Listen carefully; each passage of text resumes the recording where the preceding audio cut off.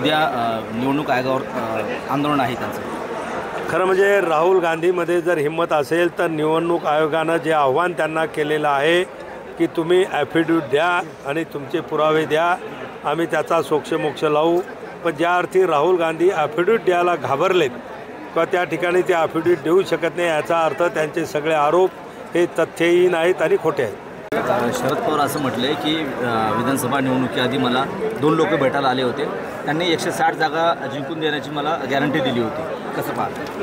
हे बघा, विधानसभा होऊन 6-7 महिने जवळपास झालेले आहेत आणि शरद पवाराला ही गोष्ट जी आठवली काल, जसं मुख्यमंत्री बोललेत की राहुल गांधीची भेट झाल्यानंतर कदाचित हा विषय त्यांना आठवलेला असेल।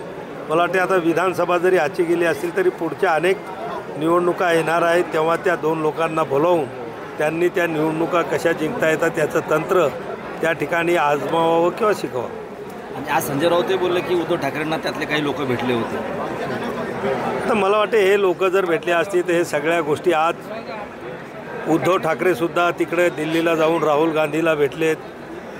त्या ठिकाणची जी काही प्रोटोकॉलची लाईन होती त्यातल्या 6व्या लाईनवर त्यांना बसायला त्या ठिकाणी भाग पाडलं।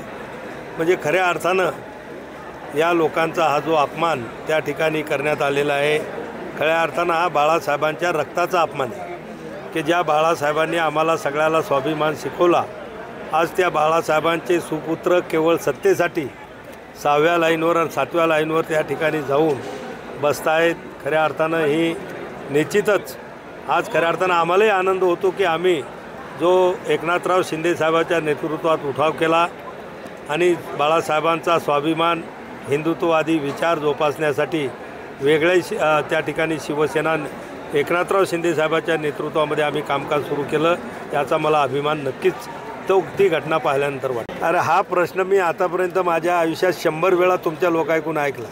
दर 8 दिवसानं हे लोक पुंगी सोडत राहतात की 8 दिवसानं धनुष्यबाण जाणार, 9 दिवसानं शिवसेनेचं नाव जाणार आणि त्याचे उत्तर आम्ही प्रत्येक वेळेस देत बसायचे का?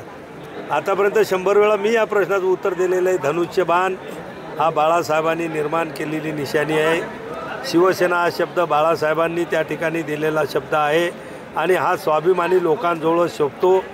दिल्लीला जाऊन लाचारी पत्करणाऱ्या 6व्या आणि 7व्या लाईन पंक्तीमध्ये बसणाऱ्या लोकांकडे तो शोभत नाही। राष्ट्रमंत्र्याविरोधात उद्या शिवसेनेचं आंदोलन आहे, उद्धव ठाकरेसुद्धा सहभागी होणार आहेत। हे बघा, या ठिकाणी आरोप प्रत्येकावर केल्या जातात आणि आपलं संविधान, आपला कायदासुद्धा सांगतो की जोपर्यंत कोणावर आरोप सिद्ध होत नाही तोपर्यंत त्याला आरोपीसुद्धा म्हणता येत। आणि म्हणून त्यांनी जे काही खोटे नाटे आरोप केलेले असतील त्याची चौकशी होईल, त्यात तथ्य असलं तर त्यांना आंदोलन करायची गरज नाही।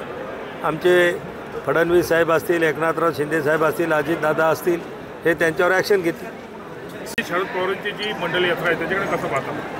हे बघा, हे सगळे फंडे मागच्या वेळेसही आता ओबीसीचं राजकारण शरद पवार करतात। मागच्या वेळेस मराठा आंदोलन झालं त्याच्या मागेही शरद पवारच होते असं सर्व लोक म्हणत होते। म्हणजे हे लोक काय बोलतात, काय करतात हे महाराष्ट्रातल्या जनतेला माहीत आहे। कोणी त्यांच्यावर विश्वास ठेवणार नाही।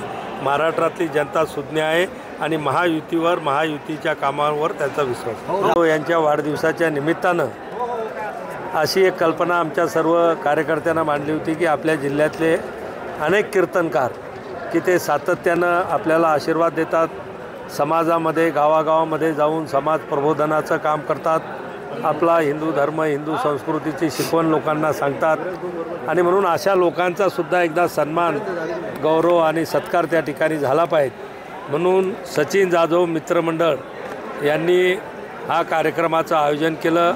आज संपूर्ण बुलढाणा जिल्ह्यातील जेवढेही कीर्तनकार आहेत त्या सर्व कीर्तनकाराचा सन्मान आणि गौरव या ठिकाणी करण्यात आलेला आहे आणि एक प्रकारची त्यांच्याप्रती कृतज्ञता व्यक्त करण्यात आली।